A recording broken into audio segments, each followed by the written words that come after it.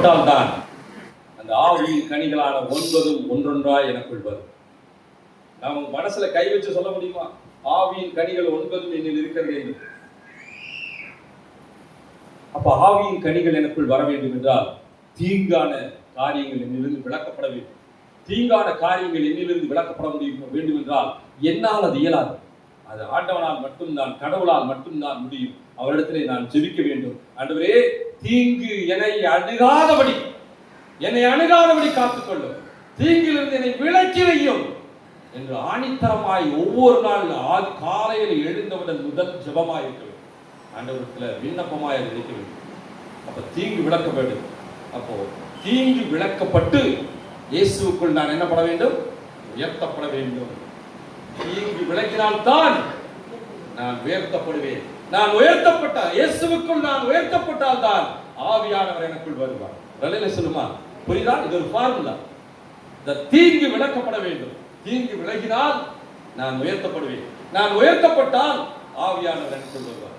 நான் ஒரு கார் வாங்கணும்னு நினைச்சா நான் என்ன பண்ணணும்? வேண்டாத செலவுகளை தள்ளி வைக்க வேண்டும்.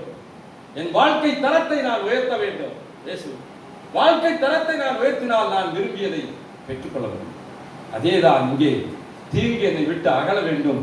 தீங்கு என்னை விட்டு அகலும் பொழுது இயேசுவுக்குள் நான் உயர்த்தப்படுவேன். இயேசுவுக்குள் நான் உயர்த்தப்படும் பொழுது ஆவியானவர் எனக்குள் வருவார். ஆவியானவர் எனக்குள் வரும் பொழுது 9 கனிகளும் எனக்கு கிடைக்கும். 9 கனிகளும் கிடைத்து ஆவியானவர் இருக்கும் போது இந்த மூக்கூட்டம் இருக்கு இல்லையா? பிதா, குமாரன், பரிசுத்த ஆவி, இந்த 3 பேருடைய முழுமையான அன்பை நான் பெறுவேன். அன்பை நான் பெறும் பொழுது பரிசுத்த நாளிலே என் ஆவி ஒரு நாளிலே வெறும் ஆத்மா வெளிவரும் போது நான் நிச்சயமாய் பாதாளத்துக்கு போக மாட்டேன். ஹல்லேலூயா. அப்போ 3 காரியங்களை சீக்கிரமா முடிச்சிடறேன் 5 நிமிஷத்துல. எப்படி ஆண்டவரை உயர்த்துவார்? எப்படி என்னை உயர்த்துவார்? நாம் உயர்த்தணும். தீங்கு விலக உயர்த்தணும். எப்படி உயர்த்துவார்? 3 காரியம். 1, கர்த்தருக்கு காத்திருந்தால் உயர்த்துவார். 1 கவனிக்கிறீங்களா? அடுத்த தடவை வரும்போது கேட்பேன், எப்படி உயர்த்துவார்? கர்த்தருக்கு காத்திருந்தால் உயர்த்துவார். 2வது, கர்த்தர் கரத்தில் இருந்தால் உயர்த்துவார். அவருடைய கரத்துக்குள்ளாரே அடங்கி இருக்க வேண்டும், உயர்த்துவார். 3வது, கர்த்தரிடத்தில் தாழ்த்தினால் உயர்த்துவார். ஆவியானவர் உள்ள வருவார். 3 காரியம். 1, கர்த்தருக்கு காத்திருந்தால் உயர்த்துவார். 2வது, கர்த்தர் கரத்தில் இருந்தால் உயர்த்துவார். 3வது, கர்த்தரிடத்தில் தாழ்மைப்பட்டால் உயர்த்துவார். 3 காரியம். கர்த்தருக்கு காத்திருந்தால் உயர்த்துவார். சங்கீதம் 37:34. சங்கீதம் 37:34. நல்ல எடுத்துங்க, எல்லாரும் எடுத்துங்க தயவு செய்து. வாழ்க்கையில இப்பவும் சொல்றேன், பரிசுத்த ஆவியானவர் உள்ள வரணுமா வேண்டாமா? வந்தாதான் 9 கனி கிடைக்கும். 9 கனி இருந்தாதான் பரிசுத்த ஆவியானவர் இருக்கிறார். பரிசுத்த ஆவி அவனுக்குள் வருகிறாரோ அவனுக்கு தான் ஆக்கினை தீர்ப்பு இல்லை. மறுபடியும் சொல்ல, பரிசுத்த ஆவியானவர் எவனுக்குள் இருக்கிறாரோ அவங்களுக்கு தான் ஆக்கினை தீர்ப்பு இல்லை. அப்படின்னா இன்னொன்னு என்ன? நான் இது ஏன் சொல்றேன்? பரிசுத்த ஆவியானவர் எவருக்குள்ளெல்லாம் வருகிறாரோ அவர்களுக்கு தான் ஆக்கினை தீர்ப்பு இல்லை. ஆவியானவர் வரலனா, அப்ப ஆவியானவர் நான் வர வேண்டும் என்றால் தீங்கு என்னை விட்டு விலக வேண்டும். தீங்கு விலக வேண்டும், விலகினால் தான் நான் கர்த்தருக்குள் உயர்த்தப்படுவேன். உயர்த்தப்பட்டால் தான் நான் கேட்ட ஆவியானவர் எனக்குள் வருவார். அப்போ நான் எப்படி உயர்த்தப்பட வேண்டும்? அடுத்த கேள்வி. கர்த்தருக்கு காத்திருந்தால் உயர்த்தப்படுவேன். சங்கீதம் 37:34. நீ கர்த்தருக்கு காத்திருந்து வழியை கைக்கொள். அப்பொழுது, எப்பொழுது?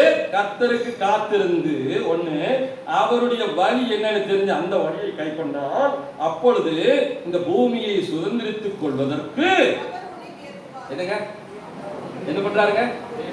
உயர்த்துவார். எப்பொழுது? கர்த்தருக்கு காத்திருந்து. வேலைக்கு காத்திருக்கிறோம், நல்ல மனைவி கிடைக்கணும் காத்திருக்கிறோம், வீடு கட்டணும் காத்திருக்கிறோம், லோனுக்கு காத்திருக்கிறோம் இல்லையா? நல்ல சாப்பாடுக்கு காத்திருக்கிறோம், பந்திக்கு காத்திருக்கிறோம், பஸ்ஸுக்கு காத்திருக்கிறோம், எல்லாத்துக்கும் காத்திருக்கிறோம். கர்த்தருக்கு காத்திருக்கிறோமா? ஆலயம் எத்தனை மணிக்கு?